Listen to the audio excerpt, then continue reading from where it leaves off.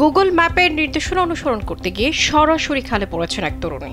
Poland থেকে ইটালিতে ঘুরতে গিয়ে তিনি ভেনিসের খালে পড়েন। এই খবর জানিয়েছে ডিটিভি। এ ঘটনার একটি ভিডিও পোস্ট করে উইক্টোরিয়া ওজেন্ডা নামের ওই পর্যটক ক্যাপশনে লিখেছেন, যখন গুগল ম্যাপস বলে সোজা যান কিন্তু আপনি খালে পড়েন।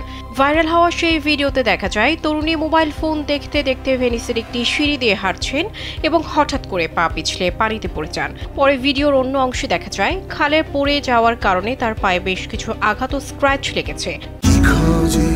সেনসেশন ক্লাসিক স্ট্রবেরি ও কফি ভ্যারিয়েন্টে। ট্যুর লিডার ভেনিস নামে একটি ওয়েবসাইট জানিয়েছে, গুগল ম্যাপ প্রায় পর্যটকদের এমন পথ নির্দেশনা করে যা বাস্তবে হয় অস্তিত্বহীন অথবা খাল দিয়ে অবরুদ্ধ। ভিডিও দেখে মিশ্র প্রতিক্রিয়া জানিয়েছেন নেটিজেনরা।